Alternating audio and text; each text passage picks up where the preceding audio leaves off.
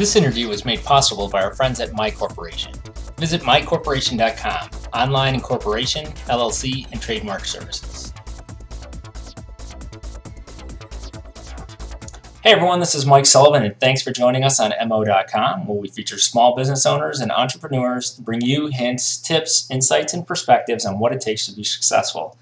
Joining us today is Laura Rokita and Jonathan Pirc of Lab42. Lab42 is a Chicago-based innovative market research firm. They were spawned from the Incubator Sandbox Industries, and I'm very excited to have these two here with us today to talk about Lab42 and the way they've kind of broken the mold of market research and taken kind of a high-cost product and made it a more affordable product.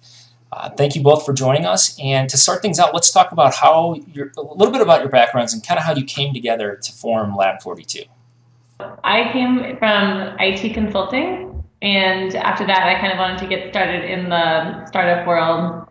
So I came to a place called Sandbox Industries in Chicago, and Sandbox kind of starts new companies, new businesses.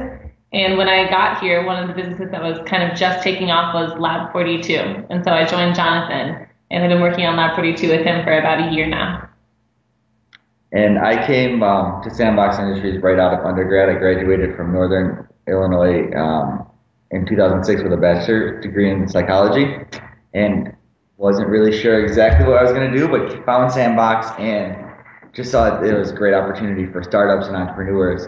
And so I worked on a few different projects with Sandbox from 2007 until about 2010, when we kind of came up with the idea of Lab42 and conducting market research via social networks.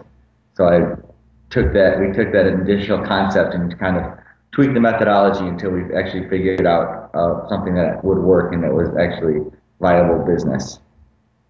Great. Can you tell us exactly what Lab42 is and how it works? Absolutely. So Lab42 is a market research company that uses social networks to field online surveys. So we have partnerships with different games and applications inside of Facebook and other social networks that allow us to offer virtual currency in exchange for completed survey responses.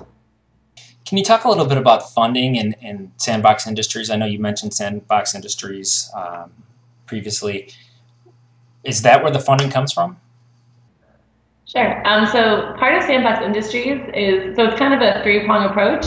We have a venture fund that invests in internal businesses and then outside businesses. And then there's also we also kind of manage the Blue Cross Blue Shield Fund and possibly other collaborative investment vehicles. And then there's also the incubation group, and that's where Lab42 kind of came out of. So there's a team here that kind of just sits around and brainstorms and thinks of new business ideas.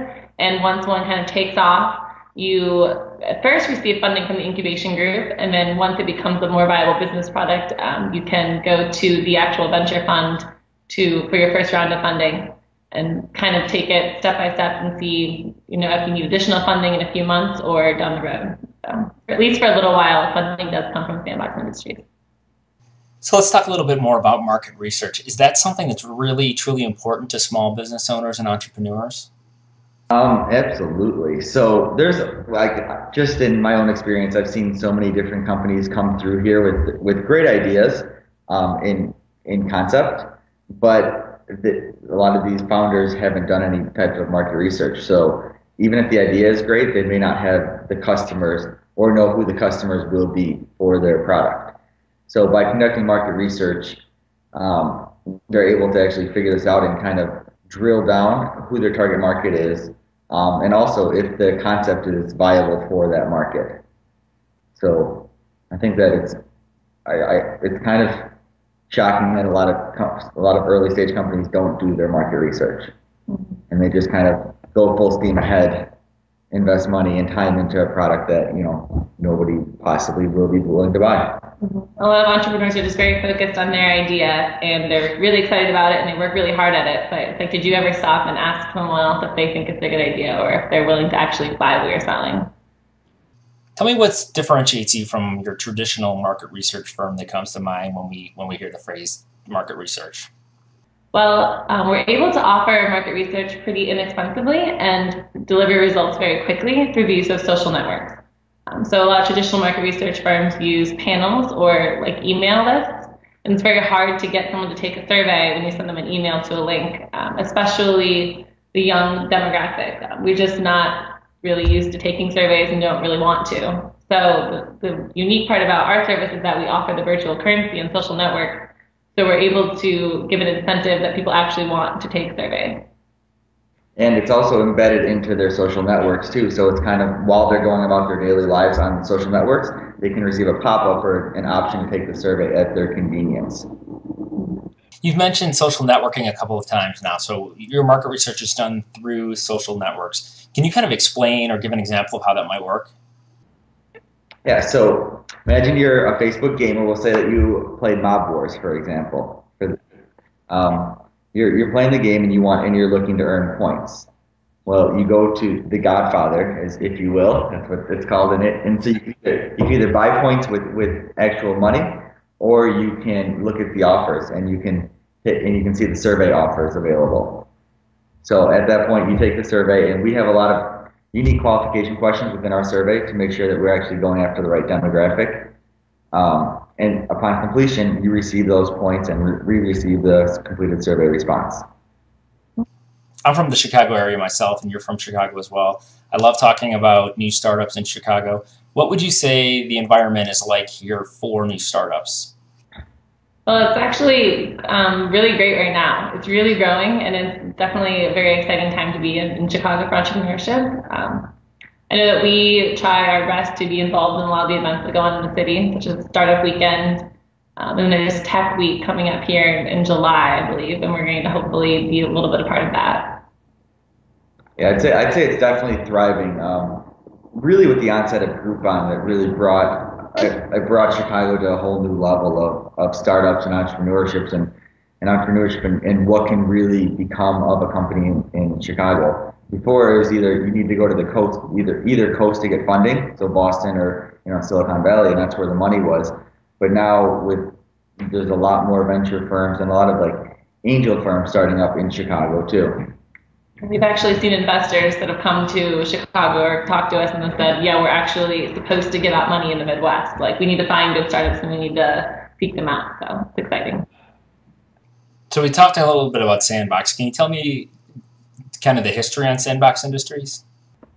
Yeah, so Sandbox was started back in 2005 by former CEOs of Monsanto and NutraSweet, and they're retired individuals who were just looking to kind of make an impact in the startup world.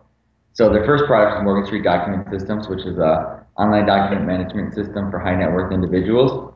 And that got created just by their own need. It was kind of another one of those scratch their own itch. They have a lot of files, a lot of documents, a lot of advisors that are looking out for all of their assets, and they needed a place to centralize that.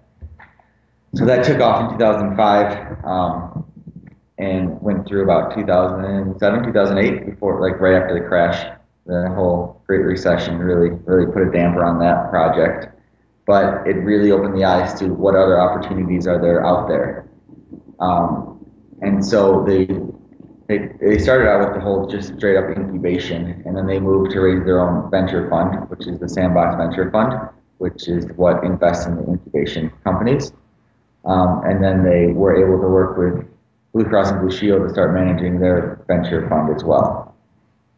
So it's kind of like started with incubation, but as opportunities arose and they saw different ways to help startups and help other companies, they kind of started taking those on as well. Any closing advice for small business owners and entrepreneurs out there who are just kicking things off right now?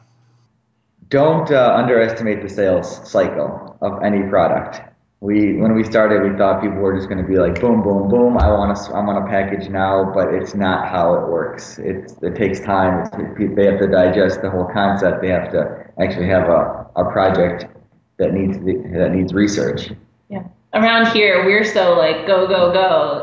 Let's make things happen. But it's just not like that with major companies. And so sales is just harder than you think it's going to be. Is what I've learned. And you spend a lot more money on marketing than you think you're going to spend on it. Hey guys, thanks very much for being with us today. Appreciate it. Awesome. Okay. Thank you very much. Yeah, thank you. Have a great weekend.